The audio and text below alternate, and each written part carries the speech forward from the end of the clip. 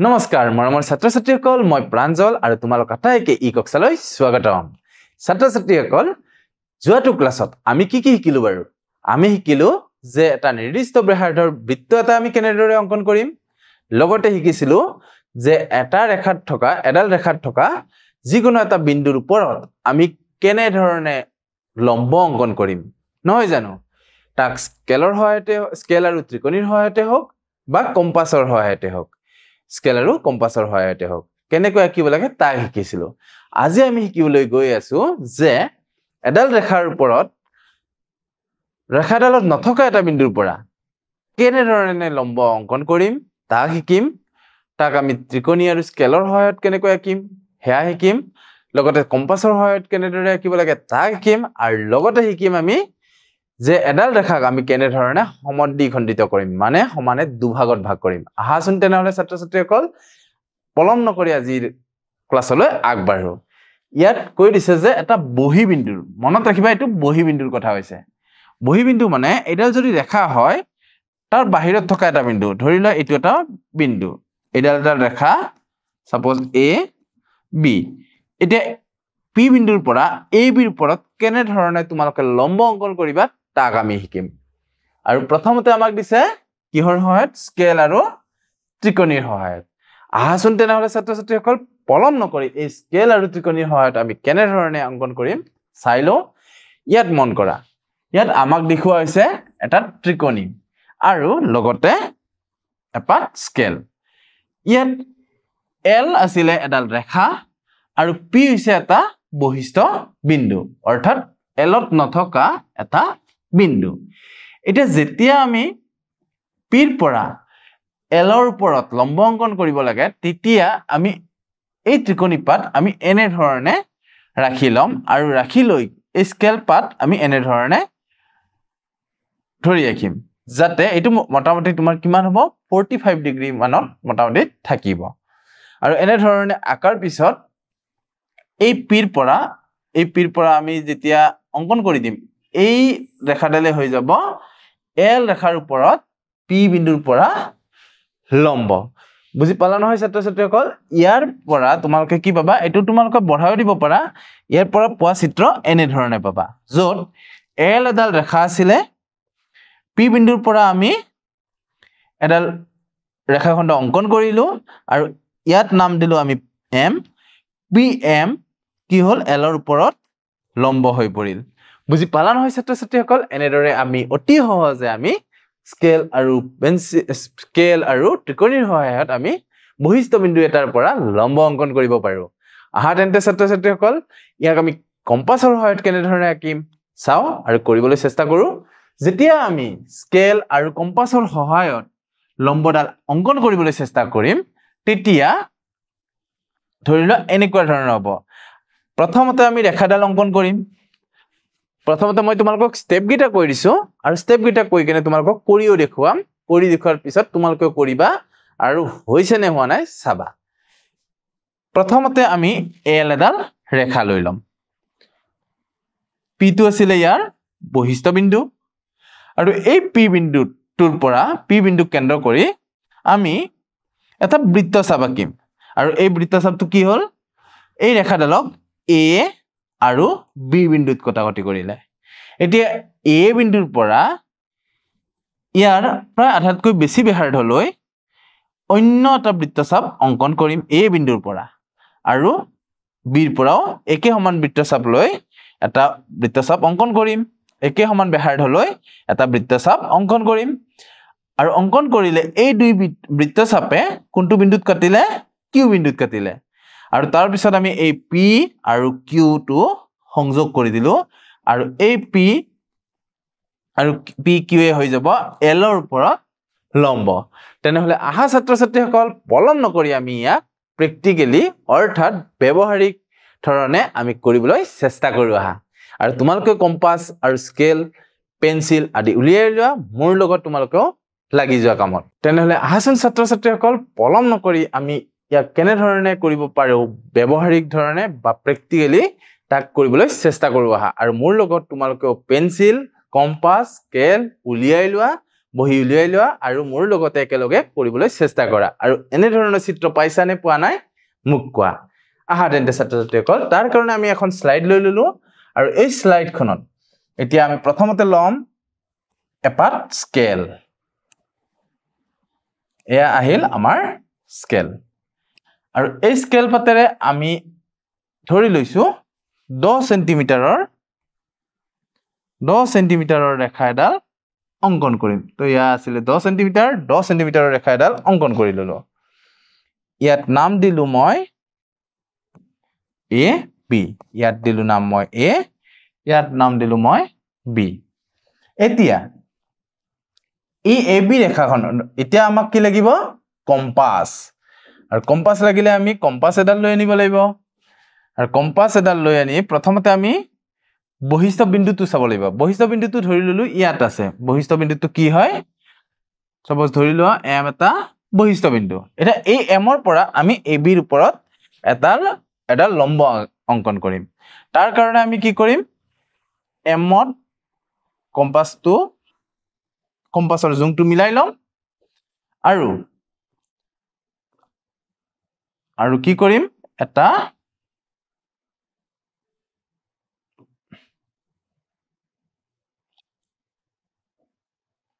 বৃত্তচাপ অঙ্কন কৰিম আৰু বৃত্তচাপ কেনেকৈ অঙ্কন কৰিম চাবা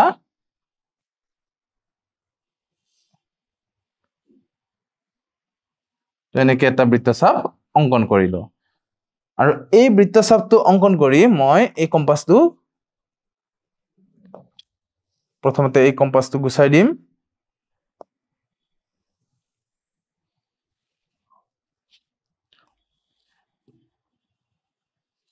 তো এনে ধৰণে দুটা বিন্দু পালো ইয়াত এটা বিন্দুত কাটিছে আৰু ইয়াত এটা বিন্দুত কাটিছে আৰু ইয়াত মই নাম দিলো ধৰি লোৱা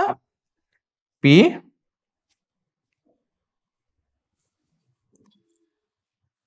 ইয়াত মই নাম দিলো ধৰা পি আৰু ইয়াত নাম দিলো মই কিউ এই পি কিউৰ পৰা আকৌ আমি দুটা বৃত্তচাপ অঙ্কন কৰিব লাগিব আৰু তাৰ কাৰণে আমি পুনৰ কি কৰিম এই কম্পাসডাল এবাৰ কিউট লম তো ইয়াত কিউট চোৱা কিউট লৈ ললো মই কিউট লৈ এটা বৃত্তচাপ অঙ্কন কৰিম কিউট লৈ এটা বৃত্তচাপ অঙ্কন কৰিম এনে ধৰণে আৰু এতিয়া আমি কম্পাসটো লৈ আনিব লাগিব পি বিন্দুটোত এয়া আহি গল পি বিন্দুত আৰু পি বিন্দুৰ পৰা আমি অন্য এটা বৃত্তচাপ অঙ্কন কৰিব লাগিব তো এয়া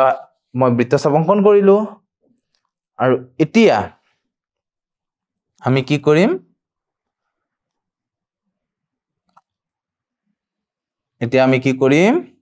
এই কম্পাসডাল গুছাই দি এতিয়া আৰু কম্পাসডালৰ প্ৰয়োজন নাই এতিয়া এমৰ পৰা আমি কি কৰিম এডাল ৰেখাখণ্ড অঙ্কন কৰিম এই নতুন বিন্দুটোলৈ প্ৰথমতে নতুন বিন্দুটোক নাম দিও আহাচোন পি কিউ দিছিলো মই দিলো ধৰি লোৱা ইয়াত নাম আৰ এটা মই কি কৰিম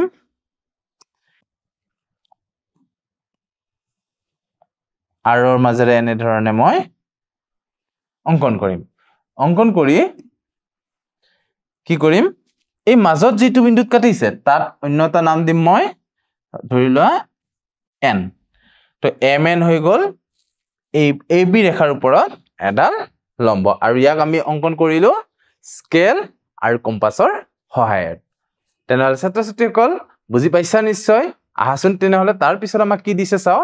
এইবাৰ আমাক দিছে যে কেনে ধৰণে আমি এডাল ৰেখাখণ্ডক সমানে দুভাগ কৰিম বা সমদ্বিখণ্ডিত অঙ্কন কৰিম বা লম্ব সমদ্বিখণ্ডক আঁকিম যদি তোমালোকক কোনো এডাল ৰেখাৰ লম্ব সমদ্বিখণ্ডক আঁকিব দিয়ে তেতিয়াহলে তোমালোকে এই পদ্ধতি ব্যৱহাৰ কৰিবা ইয়াত প্ৰথমতে এ বি এডাল ৰেখাখণ্ড লোৱা হৈছে এ বিৰ এ আৰু বি বিন্দুত কেন্দ্ৰ কৰি এ বিৰ আধাতকৈ বেছি ব্যাসাৰ্ধ লৈ এটা বিৰ পৰা বি বিন্দু কেন্দ্ৰ কৰি এটা বৃত্তচাপ অঙ্কন কৰা হৈছে আৰু এটা এ বিন্দু কেন্দ্ৰ কৰি অন্য এটা বৃত্তচাপ অঙ্কন কৰা হৈছে এই দুই বৃত্তচাপে দুটা বিন্দুত কটাকটি কৰিছে এটা আছিল পি আৰু এটা আছিল কিউ আৰু হেহত পি আৰু কিউ সংযোগ কৰি দিছে আহা তেনেহলে ছাত্ৰ-ছাত্ৰীসকল ইয়াকো আমি কেনে ধৰণে প্ৰ্যাকটিক্যালি কৰিব লাগে তাক চেষ্টা কৰো আহা তেন্তে ছাত্ৰ ছাত্ৰীসকল তাৰ কাৰণে আমি এখন স্লাইড লৈ লম এডাল ৰেখাখণ্ড অংকন কৰি লম এইডাল ধৰিলো 8.8 বা তোমাৰ 9 সেন্টিমিটাৰৰ ৰেখাখণ্ড আৰু এই ৰেখাখণ্ডডালক আমি কি কৰিম লম্ব সমদ্বিখণ্ডক আঁকিম তাৰ কাৰণে আমাক লাগিব কম্পাস কম্পাসটো ললো কম্পাসটো লৈ কি কৰিম এটা বৃত্তচাপ আঁকিম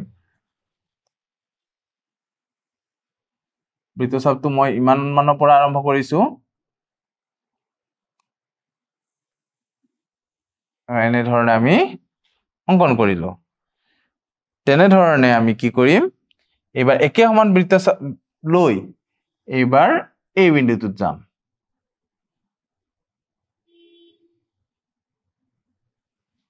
এই বিন্দুটোত গৈ আমি কি কৰিম অন্য এটা বৃত্তচাপ অংকন কৰিম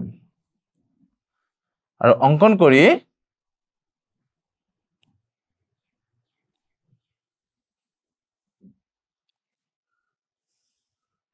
আমি এইটো গুছাই দিম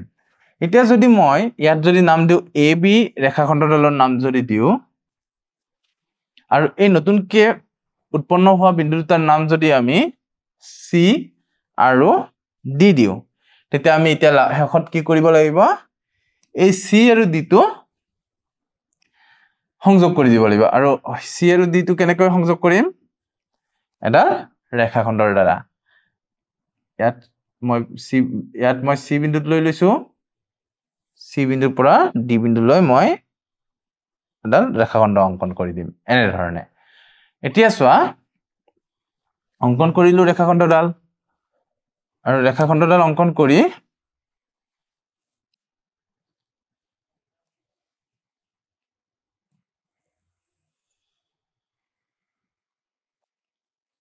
এনে ধৰণে আমি ৰেখাখণ্ড এডাল অংকন কৰিব লাগিব আৰু ৰেখাখণ্ডডাল অংকন কৰিলে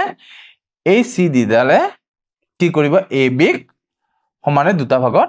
ভাগ কৰিব অৰ্থাৎ এৰ পৰা এই বিন্দুটোলৈকে যিমান দূৰত্ব হ'ব এই বিন্দুটোৰ পৰা বি লৈকে সিমান দূৰত্বই হ'ব ইয়াৰ এনেকৈ আমি লম্ব সমদ্বিখণ্ডক অংকন কৰিম আৰু ইয়াতে লগতে এটা নোট মনত ৰাখিবা ইয়াত দিয়া আছে যে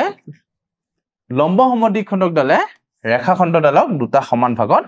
ভাগ কৰে তেনেহলে নিশ্চয় বুজি পাইছে ছাত্ৰ ছাত্ৰীসকল তেনেহলে ছাত্ৰ ছাত্ৰীসকল এতিয়া সময় আহিল আমাৰ মূল্যায়নৰ আহাচোন তেনেহলে আজিৰ মূল্যায়নত আমাক কি প্ৰশ্ন দিছে চাও আৰু কৰিবলৈ চেষ্টা কৰো আহা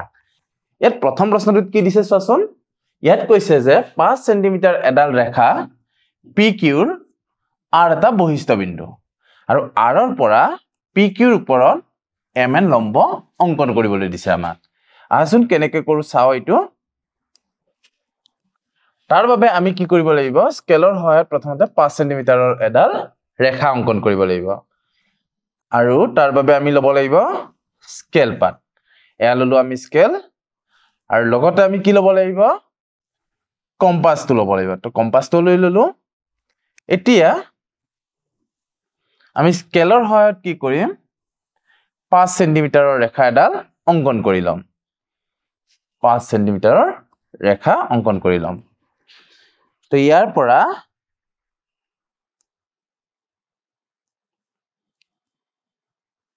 পৰা আমি 5 সেন্টিমিটাৰ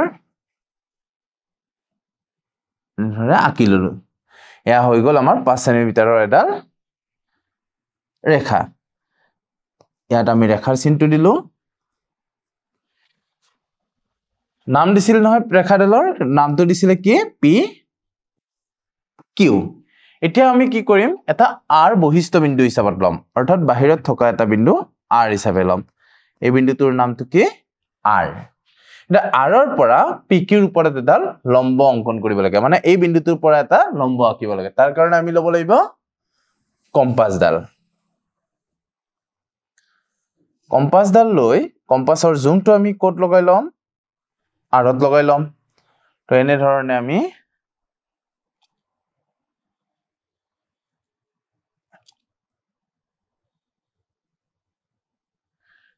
আমি আৰত লগাই লম আৰু এই কম্পাসৰ ব্যাসাৰ্ধটো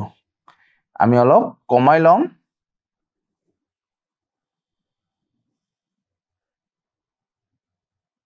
তো ইমানখিনি লৈ ললো আৰু এতিয়া আমি এটা বৃত্তচাপ আঁকিম আৰৰ পৰা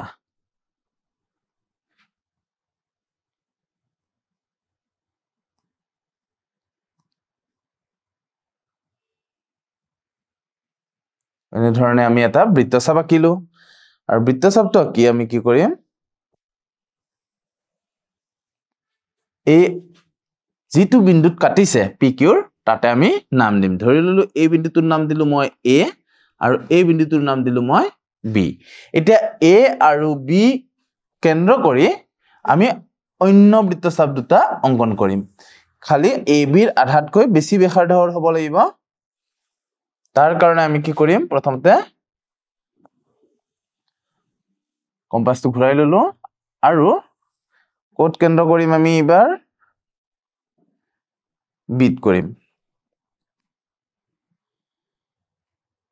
তো ইয়াতে আমি বিট কি কৰিলো কেন্দ্ৰ কৰিলো আৰু এটা এতিয়া আমি কি কৰিম বৃত্তচাপ অঙ্কন কৰিম তো ইয়া বৃত্তচাপ অঙ্কন কৰিলো আমি আৰু এতিয়া কি কৰিম পুনৰ আমি কম্পাসটো ঘূৰাই লম আৰু ঘূৰাই লৈ এবাৰ এই বিন্দুক কেন্দ্ৰ কৰি একে সমান বৃত্তচাপ অঙ্কন কৰিম এবাৰ কেন্দ্ৰ কৰিলো আমি এই বিন্দুক এতিয়া ইয়াৰ পৰা অন্য এটা বৃত্তচাপ অঙ্কন কৰিলো আৰু এই বৃত্তচাপটো অঙ্কন কৰি আমি কি কৰিলো কম্পাসটো গুছাই দিলো এতিয়া আমি কি কৰিম এই যেটো নতুন বিন্দু উৎপন্ন হৈছে দুইটা বৃত্তচাপে যেটো নতুন বিন্দু উৎপন্ন হৈছে হেতুক আমি নাম দিলো কি বুলি C বুলি এতিয়া আমি কি কৰিম স্কেলৰ সহায়ত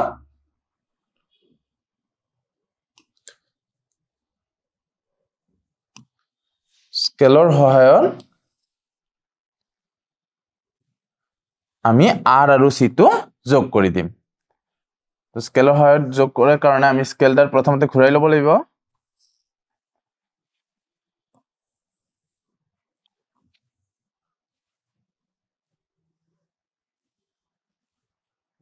তো এনেকৈ আমি স্কেল পাত ঘূৰাই লম আৰু ঘূৰাই লৈ কি কৰিম R আৰু C ক সংযোগ কৰি দিম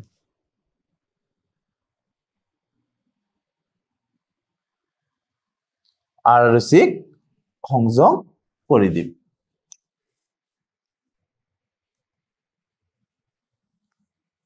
আৰু তাৰ পিছত আমি স্কেল পাত গুছাই দিম এই RC হল PQ ৰ ওপৰত অঙ্কন কৰা নিৰ্ণয়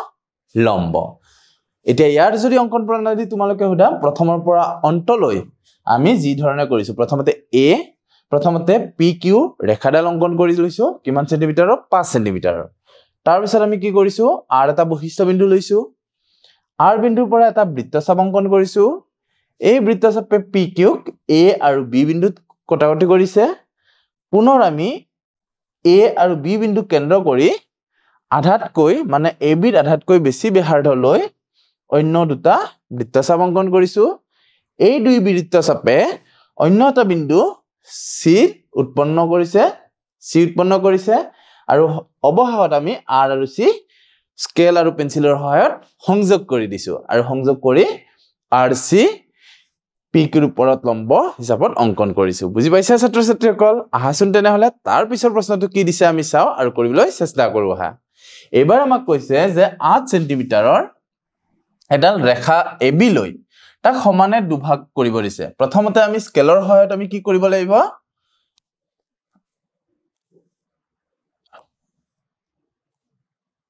স্কেলৰ সহায়ত আমি 8 সেন্টিমিটাৰৰ ৰেখাডাল অঙ্কন কৰি ল'ব লাগিব তো ইয়াৰ পৰা আমি 8 সেন্টিমিটাৰৰ ৰেখা অঙ্কন কৰিলো আৰু স্কেল পাত গুছাই দিলো এটা ইয়াৰ নাম কি দিব দিছে AB গতিকে ইয়াত আমি নাম দিম A ইয়াত আমি নাম দিম B আৰু ইয়াত আমি দিম চিন ৰেখাৰ চিন যেহেতু গতিকে ৰেখাৰ চিন দিম এতিয়া আমি কি কৰিম কম্পাসেৰে আধাতকৈ বেছি ব্যাসাৰ্ধ লৈ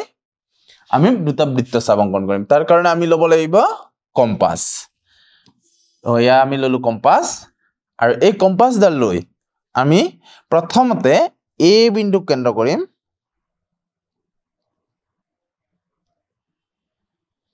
8 সেন্টিমিটাৰৰ আধা কিমান হয়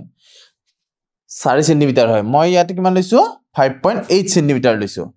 আৰু 5.8 সেন্টিমিটাৰ লৈ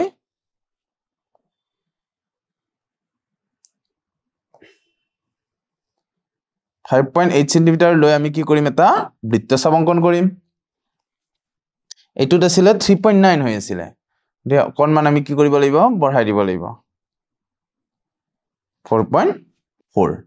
তো এতিয়া আমি কি কৰিম ইয়াত এটা বৃত্তচাপ অঙ্কন কৰিলো দেখিছা তেনে ধৰণে আমি কি কৰিম বি বিন্দুটো একে সমান ব্যাসাৰ্ধ লৈ আমি লৈছিলো 4.4 সেন্টিমিটাৰ গতিকে ইয়াতো আমি কি কৰিব লাগিব বিৰ পৰাও 4.4 সেন্টিমিটাৰ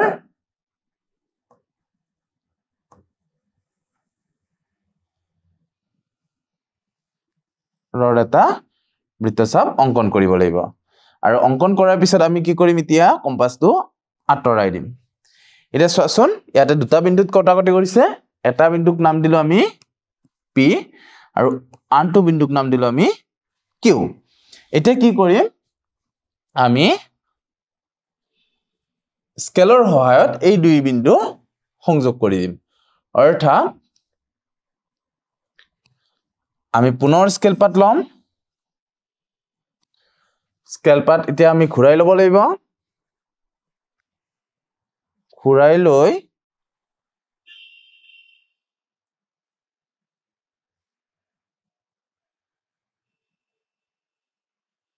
তো এনেধৰণে ঘূৰাই ললো